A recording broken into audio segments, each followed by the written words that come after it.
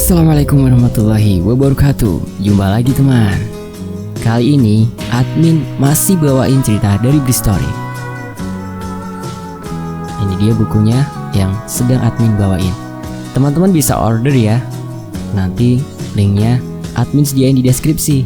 Dukung penulisnya juga ya. Oke? Sebelum kita masuk ke cerita ini, mari kita berdoa dulu ya.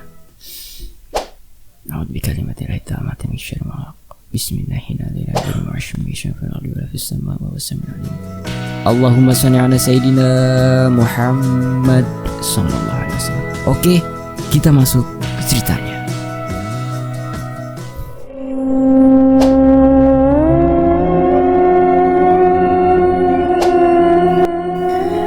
Libur panjang Ramadan dan Idul Fitri telah selesai, dan seperti mahasiswa pada umumnya, gue harus balik lagi ke kampus, balik lagi ke kosan, balik lagi ke rumah Teteh. Setelah hampir 1 bulan lamanya menghabiskan waktu di kampung halaman ya, ternyata terasa kangen juga dengan Bandung dan keriuhannya. Kangen teman-teman kampus, teman-teman di rumah Teteh, kangen pacar, kangen semua yang ada di Bandung. Kangen kegiatan perkuliahan juga sih, walaupun sedikit. Waktu itu gue memutuskan untuk balik ke Bandung pada Sabtu siang. Keputusan itu bukan tanpa alasan, tapi karena sudah ada perjanjian dengan penghuni rumah Teteh yang lain, yang kebetulan semuanya mudik keluar Jawa Barat, kecuali Asep.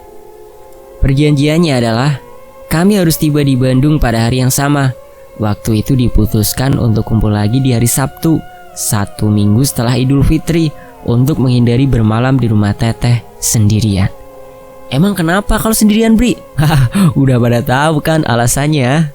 Dengan alasan itulah gue berangkat pada Sabtu siang, diperkirakan akan sampai sebelum maghrib. Singkat cerita, gue pun berangkat. Sekitar jam 5 sore, gue tiba di Bandung. Ternyata rumah masih dalam keadaan kosong, belum ada orang sama sekali. Gak terlalu kaget sih, udah biasa dengan kebiasaan teman-teman yang lain. Tapi gue masih yakin kalau mereka akan tiba pada hari itu juga. Setelah masuk, terlihat beberapa bagian rumah sudah agak berdebu akibat ditinggal kosong beberapa lama. Aroma khasnya langsung terhirup, aroma khas yang sangat menempel di kepala, yang sedikit banyak langsung mengingatkan peristiwa-peristiwa seram yang pernah terjadi. Gue langsung masuk ke kamar dan merebahkan diri di atas tempat tidur. Pada kemana nih orang-orang? Katanya pada mau datang hari ini. Mungkin nanti malam baru pada datang, gumam gue dalam hati, memikirkan kenapa penghuni yang lain belum ada yang kelihatan batang hidungnya. Gue semakin resah ketika selepas Isya masih belum ada seorang pun yang muncul. Belum ada tanda-tanda bakal ada orang yang akan datang.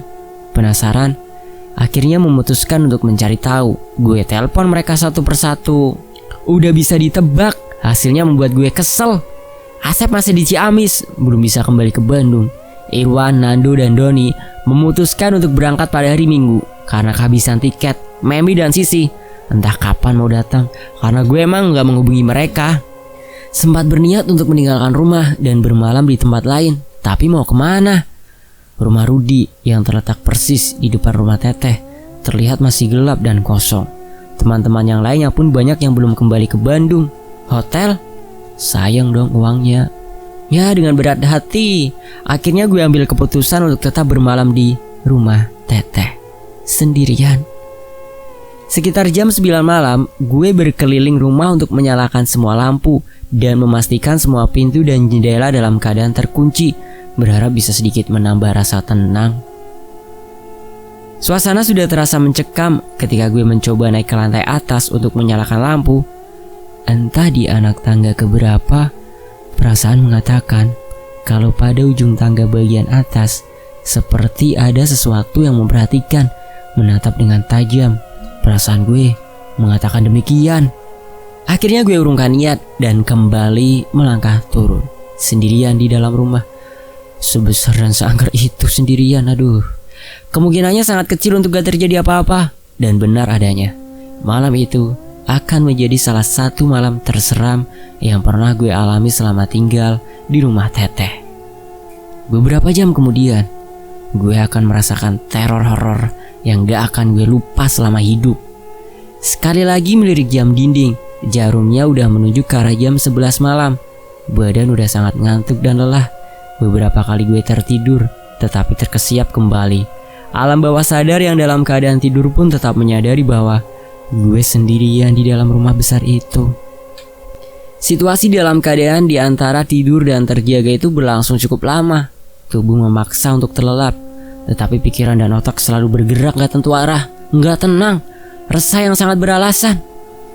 Situasi di dalam rumah sangat sepi dan senyap, ditambah keadaan di luar rumah yang setali 3 uang, sunyi dan senyap juga. Sejak sore gue udah memperhatikan kalau rumah tetangga kanan, kiri, dan depan masih dalam keadaan kosong. Sesekali terdengar angin dingin dari luar yang menggerakkan tirai jendela kamar yang gue biarkan terbuka, menghasilkan suara yang sungguh menambah kengerian. Membuat gue semakin gak bisa tidur, gak tenang rasanya. Dan teror pun dimulai beberapa saat setelah lewat tengah malam. Gak terasa, lirikan mata ke jam dinding menghasilkan informasi bahwa saat itu sudah pukul 1 malam. Ketika gue mendengar sesuatu yang bersumber dari luar kamar, untuk mempertajam pendengaran, gue mengecilkan volume TV sampai benar-benar diam. Setelahnya, sayup-sayup gue mendengar ada suara perempuan tengah berbicara sendirian. Suaranya mengambang antara ada dan tiada. Perasaan semakin gak enak, karena gue yakin suara itu berasal dari ruang tengah, yang semakin lama terdengar semakin jelas. Gue berdiri dan mendekat ke pintu kamar untuk memastikan lagi bahwa suara itu benar-benar ada. Sambil menempelkan telinga ke pintu, gue ternyata kaget dan semakin ketakutan setelahnya. Ada apa, Bri? Dalam keterbatasan pendengaran karena terhalang pintu, ternyata suara itu bukan hanya bersumber dari seorang perempuan. Ada beberapa orang yang sedang berbicara satu sama lain. Iya, beberapa orang. Setelah benar-benar mendengarkan dengan seksama, gue semakin yakin kalau di luar ada seorang perempuan dan 2 orang laki-laki. Saat itu gue belum tahu pasti letak di mana mereka berbincang, ruang tengah atau meja makan di ujung ruangan. Gue semakin ketakutan. Perlahan gue mundur beberapa langkah menjauhi pintu sambil bingung harus melakukan apa. Sebisa mungkin gak mengeluarkan suara sekecil apapun dari dalam kamar. Tangan gue gemeter, kaki terasa berat untuk melangkah. Beberapa detik kemudian, entah apa yang ada di dalam pikiran saat itu, tiba-tiba rasa penasaran mengalahkan rasa takut. Gue berniat untuk membuka pintu dan memastikan ada apa sebenarnya di luar kamar. Setelah sedikit nyali terkumpul, gue berjalan pelan ke arah pintu. Suara mereka masih terdengar tengah berbincang satu sama lain, dengan diselingi suara tertawa perempuan yang cekikikan dan suara tertawa laki-laki yang agak tertahan. Setelah persis berada di depan pintu, gue meraih gagangnya. Dengan tangan gemetar, gue mencoba memutar gagang pintu secara perlahan, amat sangat perlahan, supaya gak menimbulkan suara sedikit pun. Keringat dingin mulai mengalir. Bulu kuduk berdiri semua. Ketika pelan-pelan pintu mulai terbuka, tangan gemetar menahan pintu agar gak tiba-tiba terbuka seluruhnya. Setelah beberapa sentimeter pintu terbuka, gue menempelkan mata pada celahnya, celah kecil yang cukup untuk melihat keluar kamar. Pada saat itu gue baru tersadar kalau semua lampu yang ada di ruang tengah dan meja makan ternyata dalam keadaan mati.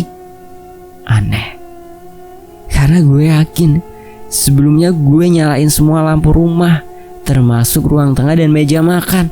Kenapa tiba-tiba 2 lampu itu sekarang mati? Entahlah. Dengan sudut pandang yang sempit dan dalam keadaan gelap, gue tetap berusaha mencari sumber suara yang dari tadi terdengar. Sambil terus memaksa mata untuk melihat dalam gelap, suara-suara perempuan dan laki-laki itu tetap terdengar. Pada akhirnya, rasa penasaran gue terjawab. Setelah mata sudah terbiasa melihat di dalam gelap, tiba-tiba badan gue langsung lemes. Tulang-tulang terasa lepas dari sendinya. Badan gemetar ditambah bulu kuduk yang berdiri semua. Ternyata di meja makan gue melihat Teteh sedang duduk bersama 3 temennya. Mereka berempat, bukan bertiga seperti yang gue kira sebelumnya. Berempat. Teteh memanggil teman-temannya untuk berkunjung ketika rumah dalam keadaan kosong. Mereka duduk mengelilingi meja makan yang berbentuk lingkaran berbahan kaca. Teteh duduk pada kursi di sebelah kanan dengan posisi menyamping. Sebelah kirinya duduk seorang laki-laki yang menggunakan kemeja putih lengan panjang.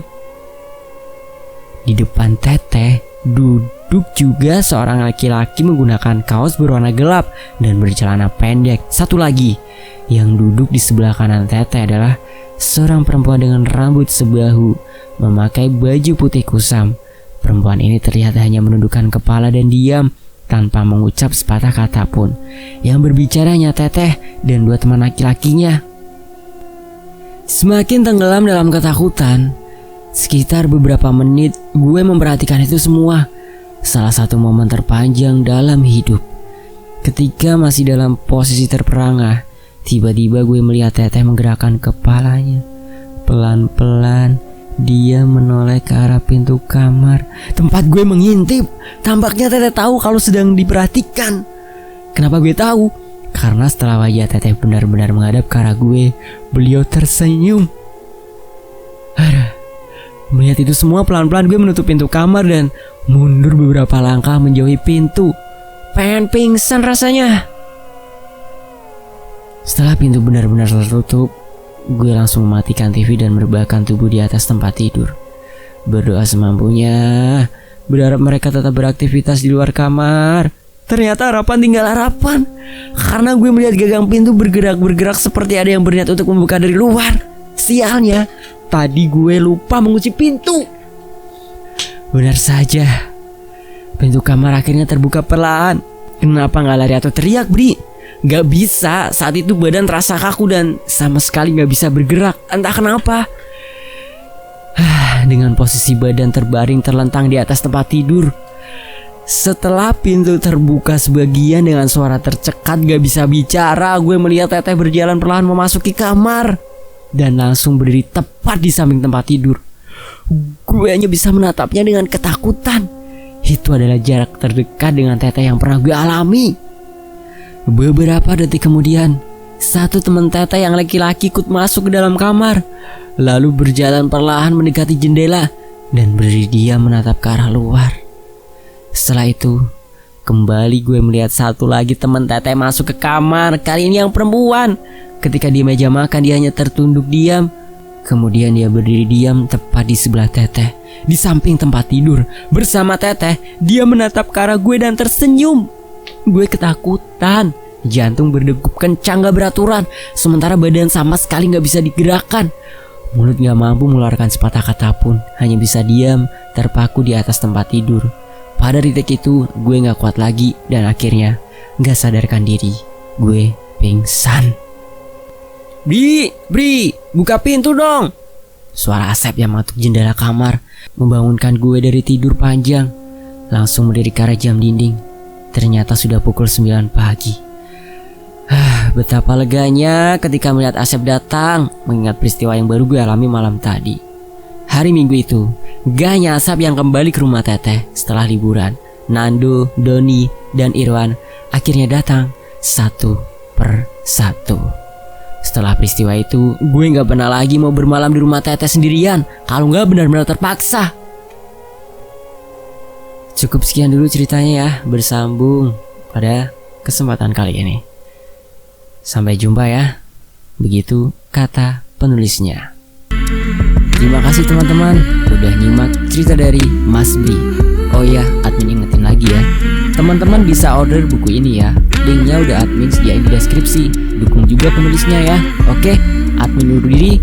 Wassalamualaikum warahmatullahi wabarakatuh. Sampai jumpa di bagian berikutnya.